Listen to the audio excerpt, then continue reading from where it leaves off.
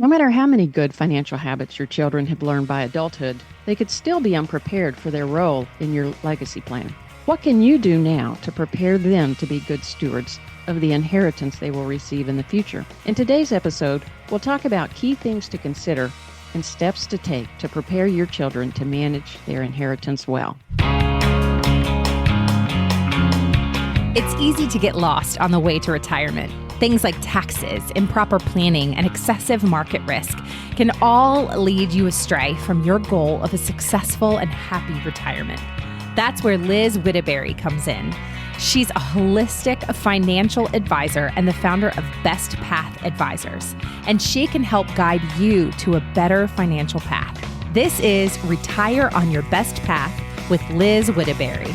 Hey everybody, welcome into this week's edition of Retire on Your Best Path with Liz Whittaberry and myself, here to talk about preparing our adult children to inherit wealth.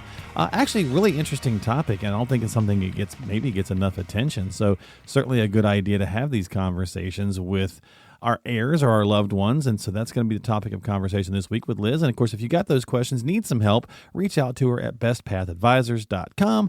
That is bestpathadvisors.com. Before we get into this, Liz, how you doing? Doing all right? I am great. It is beautiful weather. It is beautiful weather. Yeah, yes. The time we're taping this, it's gorgeous. So it's in the 80s this week as we're taping it, but then it's going to drop down a little bit. So you never know. I think it can't quite. I don't think winter is quite done messing with spring yet, but we'll be getting there. My flowers are starting to come in. Oh, so they want to be, big time. Yes, I am loving that, and I think it's good. Yeah. All of the flowers will be blooming soon, and that's going to be beautiful. I had some buds on my fig tree. I was like, woohoo, all right. So there you go. But listen, preparing our adult children for, dealing and inheriting wealth, interesting topic. Why are we talking about this? Well, I think it's very awkward to talk about it with our kids, and yet we need to do that more than people have in the past, and so I think that it's good to start thinking about how soon will you talk about it? How much will you talk about it? Mm-hmm. What are the different personalities involved so that you can begin to make a plan that's going to fit your family and be able to pass on your values to your kids. Yeah. Okay.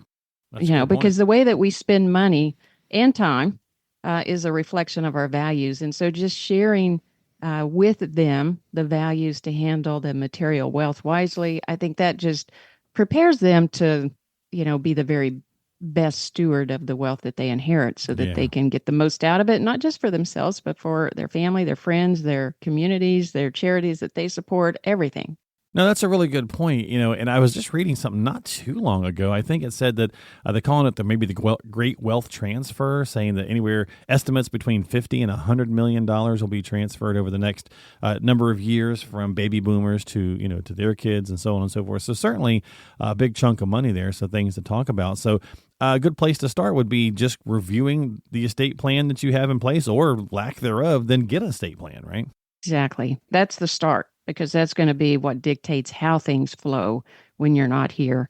And so you want to make sure that you're still happy with it, that the people you've appointed or the allocations you've made to your kids or charities, that all of that is still exactly how you want it, because you can always update it. Sure. Make sure that it is how you want it.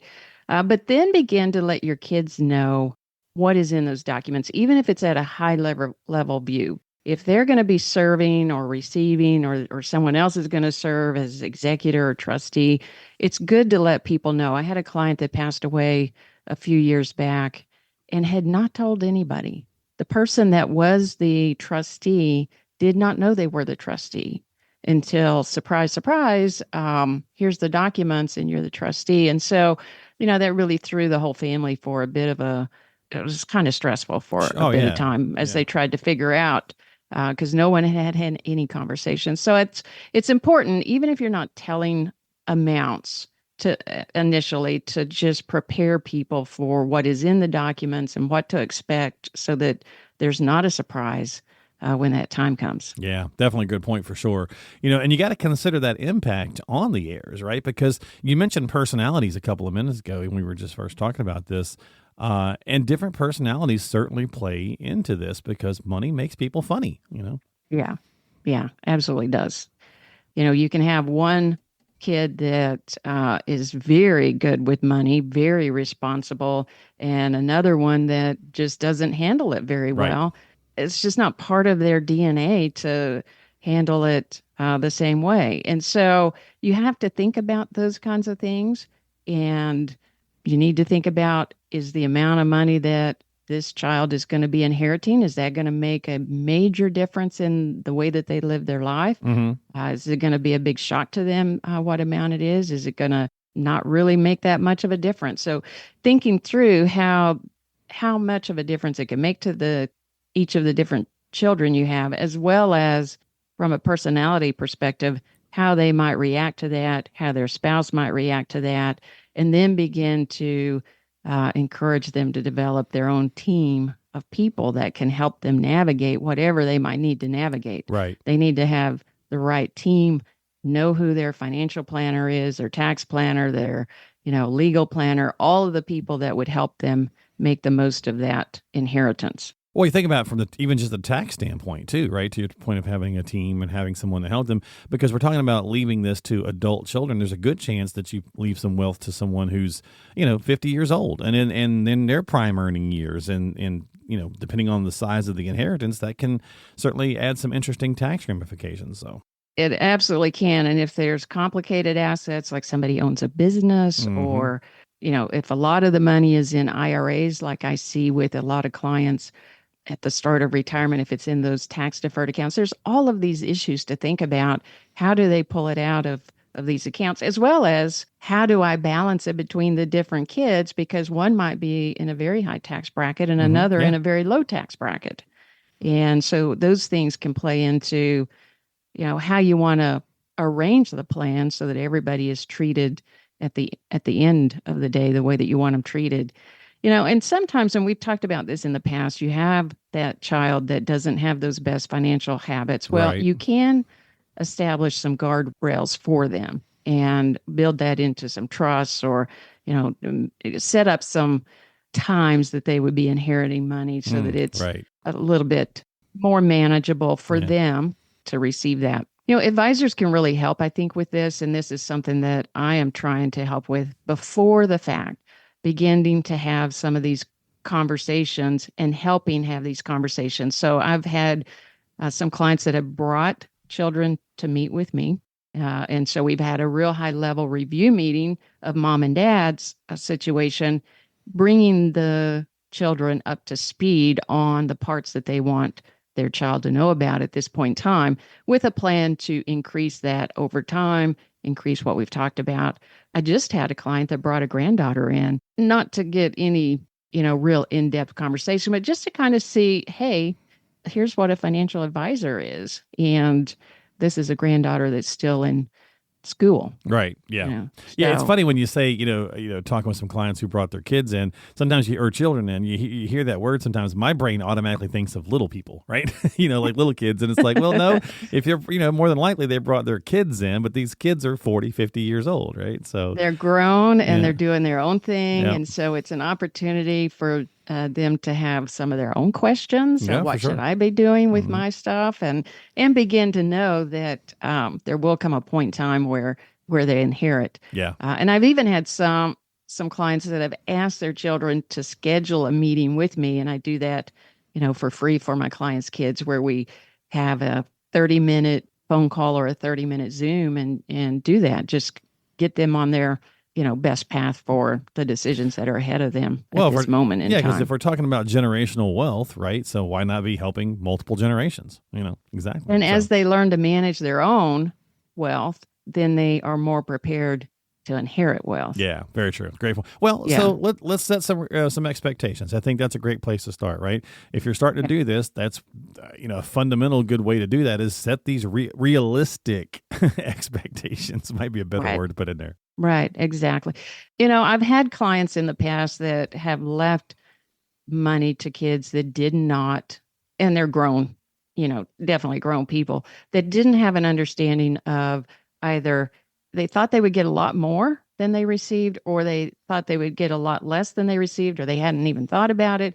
And so they didn't have any idea, any expectation for what they should be thinking about the inheritance. And you want them to have a realistic idea. You don't want them expecting that they're going to have this really big inheritance if that's not actually the case. But if they're going to inherit more than they realize, at some point in time, you want to make sure that they are going to know what they would do when they inherit. I've seen stories of people that really they inherited more than they thought that they would be getting, and it kind of froze them for a while because they didn't know what they should do with this wealth. So it helps to begin to talk about that. I think that you can begin to have some conversations. Well, what would you do if you were to inherit, or, some big amount? You don't necessarily have to say how much they might inherit, but just begin to have some conversations. What would you do if you had this much money today? How would you Right. handle that amount of money? And begin to have some theoretical conversations to get those, brain cells thinking on that. And then maybe even begin to give some annual gifts on a regular basis. We've talked about the benefit of that from a estate planning side and a tax planning side, Mm-hmm. but on the other side of it, it gives your children an opportunity to show that they are managing I was just thinking gift. that. Yeah, I was just thinking that. It's like, okay, especially if you do have one that you're kind of a little worried about them being a little hog wild, it's like, okay, you can do some of Yeah. these annual gifts and then it's helping your, manage it from your financial side, but it's also giving you a chance to see, all right, what are they going to do with this, right? Are they going to Right. be somewhat responsible? They're going to be irresponsible each time or whatever the case is. So, and that'll help you kind of come to our last point here, Liz, which is just kind of clarify your intentions. So yeah, you set those realistic expectations, but then you can really kind of clarify what it is that you want to do. Like I was thinking about this as you were talking. I had come across a story not too long ago where someone had 4 children. They were leaving money, and each of their children, well, 3 of their children had 2 grandchildren, right? And then, but only one, the fourth one had just 1 kid. And when they went to divide everything up, the fourth, out of the blue, the 4th kid with the 1 child felt like they were getting shorted because they weren't getting as much as their siblings because the siblings had 2 kids. It's like, I'm being punished for only having 1. And it's like, well, no, the values were still actually matching. You just have 1 less kid, right? So I think by clarifying intentions and stuff, you can maybe weed out some of that animosity, hopefully anyway. Right. Hopefully so. And that's always the plan. I mean, you can't control what other people are going to Right. think or feel, but by having the conversation beforehand, Mm-hmm. it at least allows mom and dad to speak that as opposed Exactly, to yeah. the kids trying to guess after Yeah. mom and dad aren't here. And here's what we want. If you guys fight yeah. about it after we're gone, that's on you. But no, this is what we want. So you're clarifying Yeah. those intentions. Yeah. Yeah. And, you're not just passing on stuff. And I think this is the importance of clarifying intentions. You're passing on those values, the experiences, the means to do more because they're inheriting the money. Right. But more than just having more money, what are they going to do with that? How are they going to live? And if you can talk about what you hope they'll do and how you hope they'll not only improve their own life, but also their own families, their friends, their communities, whatever the case may be, if you can pass on those values, then that can help them get more out of the inheritance. It's not just something that just gets spent on some item. Right. It actually does something that is good for the long term for themselves and for their families. And so beginning to work on that conversation, beginning to have some open conversations, see what your kids are even thinking, and then helping them develop knowledge and skills they're going to need to manage whatever wealth they receive. I think that's very good. And then beyond that, you can think about who might be a mentor that could help your kids when you're gone. Yeah. Yeah. It could be a different person for each one. Yep, that's Probably a great will point. It probably, yeah, exactly, probably will be. So those are some good points. Those are some things to think about when it comes to figuring out how to transfer and leave wealth, behind to our heirs, to our adult kids. So good stuff, Liz. I mean, I always appreciate Thank you. Yeah. coming up with different ideas to talk about, right? And this is an important one. Yeah, because preparing our children to be good stewards of their inheritance, that helps them be on their best path in life. Yeah, exactly.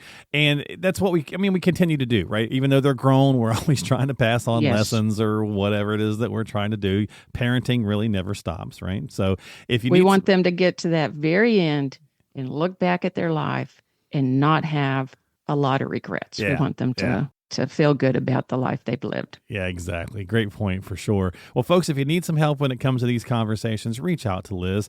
Go check her out online at bestpathadvisors.com. That's bestpathadvisors.com. Check out the good stuff. There's a lot of things there on the good stuff tab. You can drop down and check out some various different things. She's got webinars on demand, of course, the podcast you can subscribe to. Lots of good things. And of course, get yourself onto the calendar for a consultation and a conversation as well. And if you have not subscribe to the podcast, consider doing so. We're on Apple, Spotify, YouTube, all that stuff. And just you can just type in Retire on Your Best Path and subscribe that way. Or again, find it all at our website, bestpathadvisors.com. For Liz, I'm your host, Mark. We'll see you next time right here on Retire on Your Best Path with Liz Whittaberry, financial advisor and founder at Best Path Advisors. Thank you, Mark.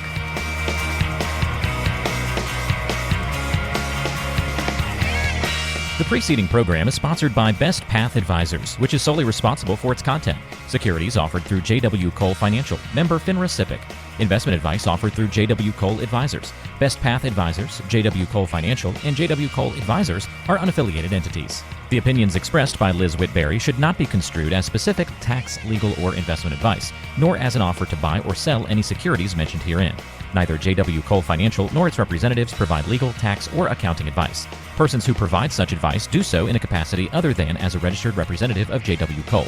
Investing is subject to risks, including the loss of principal. Due to volatility within the markets mentioned, opinions are subject to change without notice. Information is based on sources believed to be reliable, however, their accuracy or completeness cannot be guaranteed.